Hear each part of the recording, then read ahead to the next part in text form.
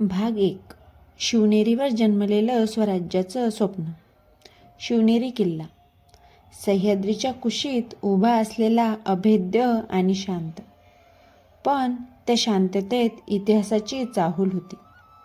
इसवी सन 1630 या किल्ल्यावर एका बालकाचा जन्म झाला. तो जन्म कोणत्याही राजघराण्याचा सामान्य वारस नव्हता. तो जन्म होता स्वराज्याच्या संकल्पनेचा. त्या बालकाचे नाव शिवाजी. त्या काळात भारताची परिस्थिती अत्यंत भयावह होती. मुघल सत्ता उत्तरेतून तर आदिलशाही दक्षिणेतून सामान्य जनतेवर अत्याचार करत होती. शेतकरी असुरक्षित, स्त्रिया भयभीत, धर्मस्थळे उद्ध्वस्त. राज्य म्हणजे लोकांसाठी संरक्षण नव्हे तर भीती बनली होती. अशा काळात शिवाजी महाराजांच्या आयुष्यात एक अत्यंत महत्त्वाची व्यक्ती होती, जिजामाता. त्या केवळ माता नव्हत्या, त्या शिवाजी महाराजांच्या पहिल्या गुरु होत्या. त्या शिवाजींना सांगत असत, राज्य म्हणजे सिंहासनावर बसणं नाही. राज्य म्हणजे प्रजेचं दुःख स्वतःचं समजणं. लहान शिवाजी आईकडून रामायण ऐकत, महाभारत ऐकत, संतांच्या गोष्टी ऐकत मोठे झाले.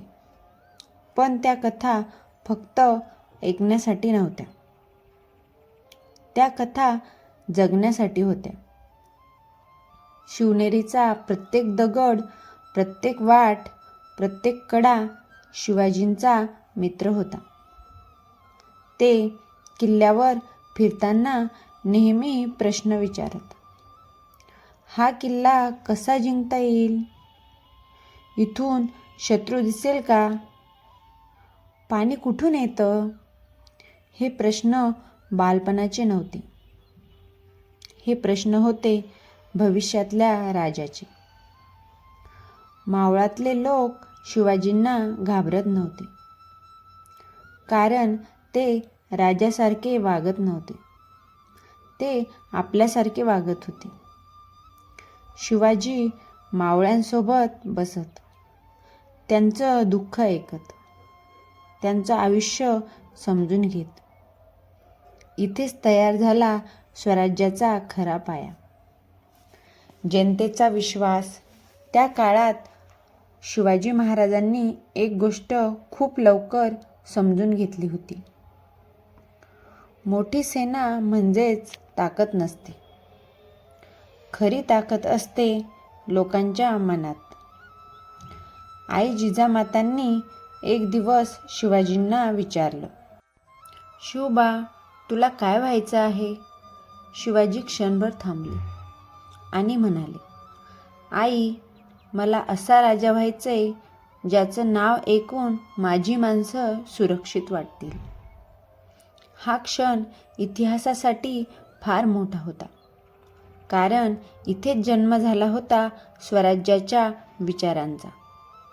शिवाजी महाराज लहान वयातच धर्म, राजकारण, युद्ध हे सगळं समजून घेत होते. पण एक गोष्ट त्यांनी कधीच विसरली नाही. शत्रू कोणत्याही धर्माचा असो, अन्याय करणारा तोच खरा शत्रू. या विचारातूनच शिवाजी महाराज घडत गेले.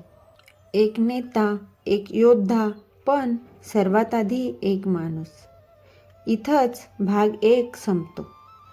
पण इथूनच खरी कथा सुरू होते, कारण पुढच्या भागात आपण बघणार आहोत 16 वर्षाचा शिवाजी, त्यांचा पहिला धाडसी निर्णय, तोरणा किल्ला आणि स्वराज्याचा पहिला भगवा.